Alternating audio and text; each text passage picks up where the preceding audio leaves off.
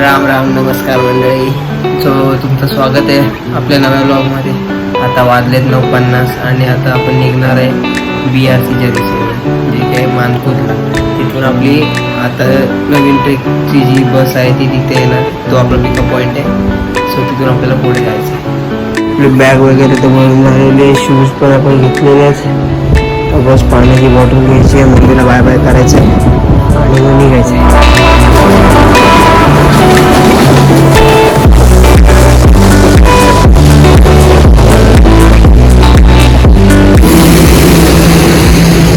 So आपण आता थांबलोय मानपूरमध्ये. सगळी जण थांबलेली आहेत, गाडीची वाट बघतात. स्पेशली आपल्याला दुपारची सोय करण्यात आली. चला आता गाडीची वाट बघूया कुठे आहे.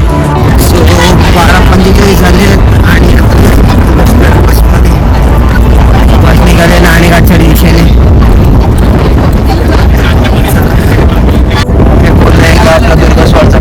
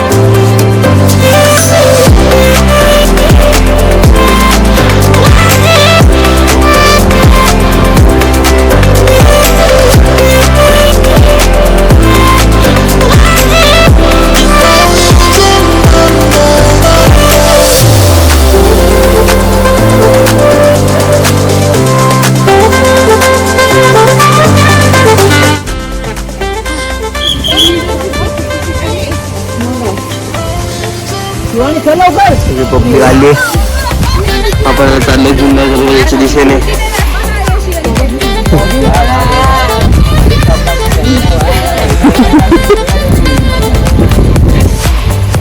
त्यांच्या पण चॅनलला लाईक शेअर फॉलो करा.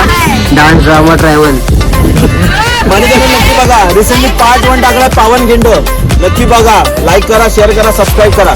येस. ऐका सगळे आले ना. हो सगळे आले.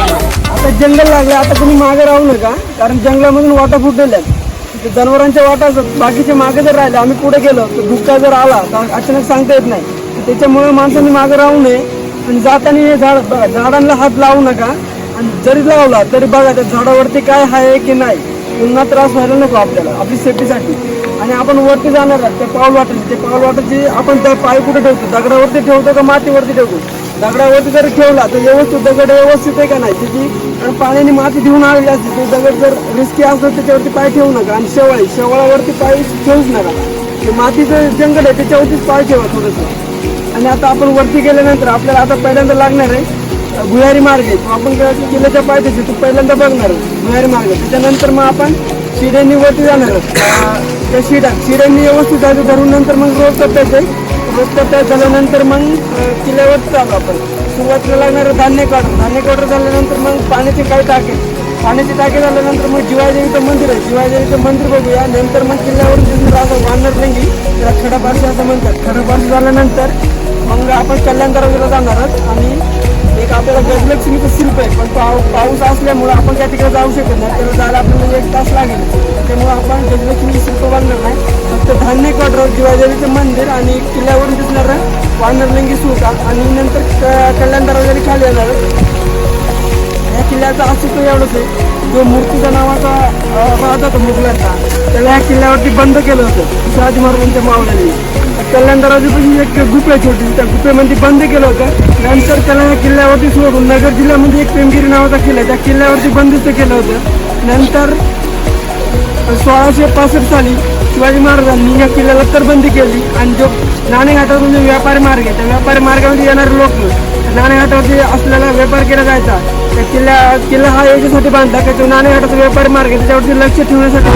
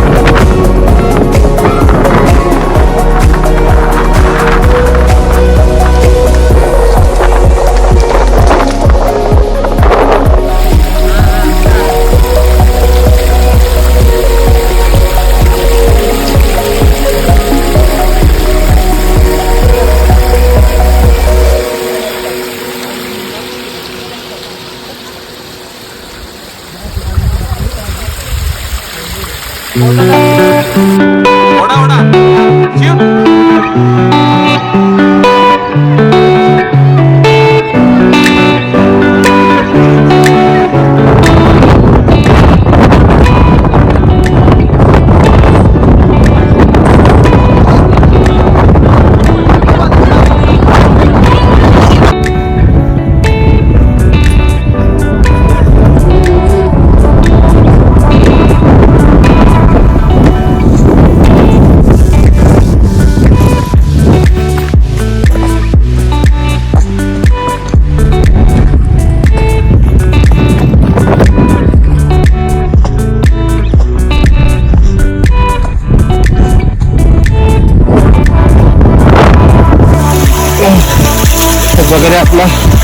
सनला सेट झालाय.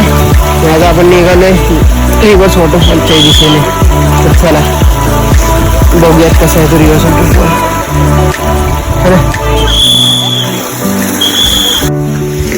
चला. हो हो हो मस्त गार.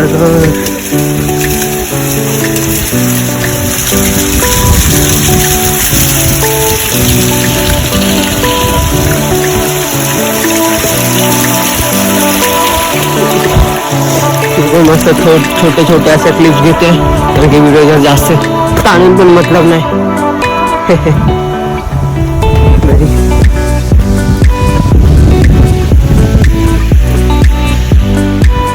हे आमच्यातले काही मेंबर हे तिकडे उतरण्याचा प्रयत्न करते. हळूहळू करून येतात ते.